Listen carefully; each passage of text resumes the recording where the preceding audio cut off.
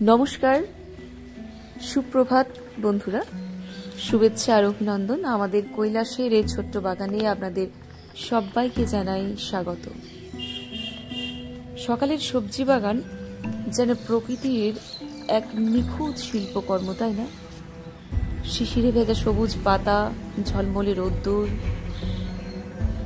আর ঝকঝকে টমেটো, শিম, গাজর, সবুজ লঙ্কা, বাঁধাকপি, ফুলকপি আর বেগুনি ফুলে ভরা বেগুন গাছ, সবুজের মধ্যে একটা অপূর্ব একটা স্বর্গীয় পরিবেশ তৈরি করে, তাই তো? বাগানের ভোরবেলায় যে সৌন্দর্য, সেটা মনে দেখবেন ভীষণ একটা প্রশান্তি আনে। আর সব থেকে বড় কথা, নতুন দিনের একটা প্রেরণা জোগায়। সকালবেলায় বাগানে হাঁটলে পাখির ডাক, গাছের মিষ্টি ঘ্রাণ আর তাজা বাতাস মনটাকে সতেজ করে তোলে। সে সময় বাগানের প্রত্যেকটা গাছ যেন হাসি মুখে দেখবেন আমাদের সবাইকে স্বাগত জানায়। সবজি গাছগুলোর পরিচর্যা করতে করতে প্রকৃতির সঙ্গে একাত্ম হওয়ার যে অনুভূতি, তা সত্যিই অমূল্য। যারা বাগান পরিচর্যা করেন তারা তো জানেনই। দেখেছেন বেগুন গাছগুলোতে বেগুনগুলো কি হারে চকচকে, কি সুন্দর লাগছে দেখতে। আর প্রত্যেকটা বেগুন গাছে একদম ভরে ভরে বেগুন এসেছে। এই যে লঙ্কা গাছটা দেখছেন, এটা কিন্তু পাহাড়ি লঙ্কা গাছ। একবার দার্জিলিং বেড়াতে গিয়ে ওখান থেকেই এই গাছটিকে সংগ্রহ করা।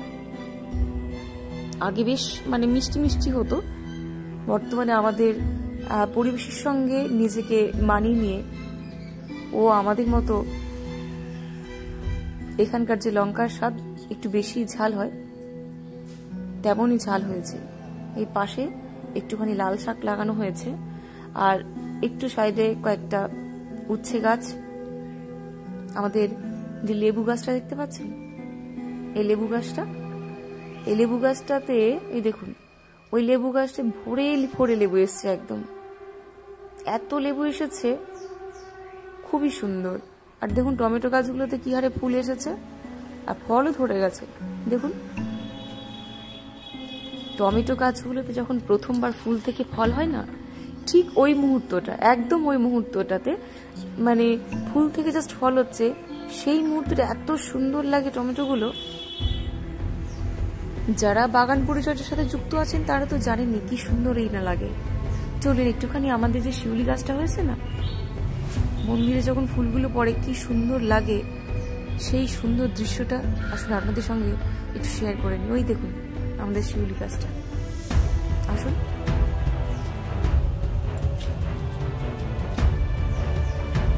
এই দেখুন, দেখছেন শিউলি ফুলগুলো মন্দির জুড়ে বিছিয়ে পড়ে রয়েছে। আর এই দৃশ্যটা আমার এত ভালো লাগে,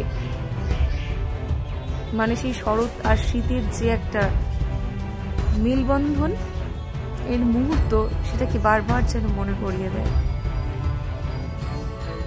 আর ওই দূরে পাখিদের যে আনাগোনা, এই শীতের সকালটা একদম মুগ্ধ করে দেয় যে কোন মানুষকেই, তাই না?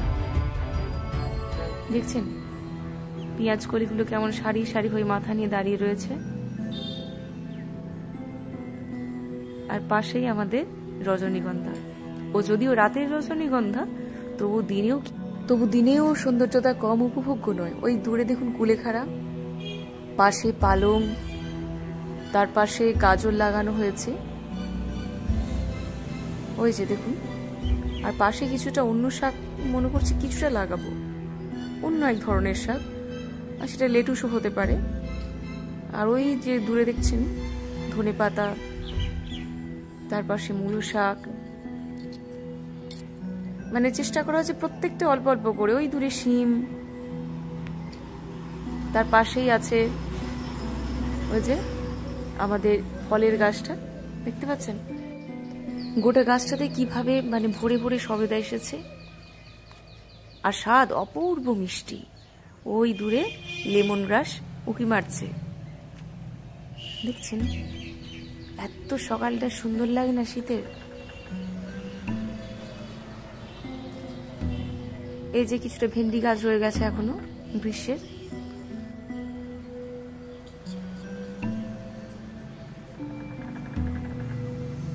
দেখুন বেগুনগুলো কত চকচকে দেখেছেন?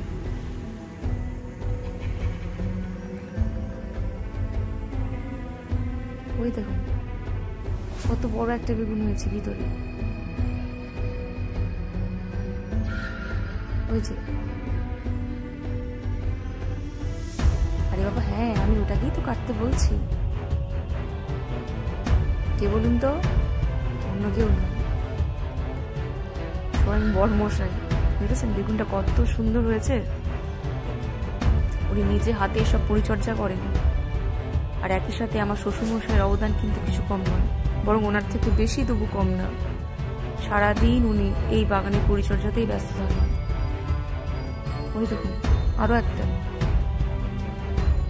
দেখছেন ছোট ছোট বেগুনগুলো পাশে কতটা রয়েছে। মানে খাওয়ার থেকে তোলাটা দেখতেও আমার ভীষণ ভালো লাগে। সেই মাছ খাওয়ার থেকে মাছ ধরা যেমন সুন্দর লাগে দেখতে, এখানে দেখেছেন আবার কিছুটা ধনেপাতা লাগিয়ে দিয়েছে আমার শ্বশুর মশাই এখানে। কারণ অনেকটা দূরে আমাদের ধনেপাতাগুলো লাগানো হয়েছে বলে আমার রান্নার সময় আনতে একটু তাড়াতাড়ি হয়ে যায়, অসুবিধা হয়ে যায়, যার জন্য এখানেও আবার কিছুটা লাগিয়েছিল। এর পাশে গাঁদা গাছগুলো লাগানো আছে, তার পাশে পুদিনা, পাশে থানকুনি রয়েছে। একটু আগে দেখিয়েছিলাম কুলেখাড়া, আমি ওপার থেকে দেখাচ্ছিলাম তো। দেখুন এপারে দেব কতগুলো টমেটো গাছ লাগানো হয়েছে, পরপর 4টা টমেটো সারিবদ্ধভাবে লাগানো আছে, দেখেছেন?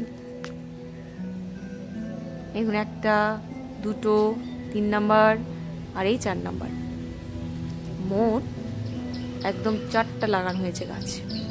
এদিকে আর এবার দেখাবো লাউ গাছ।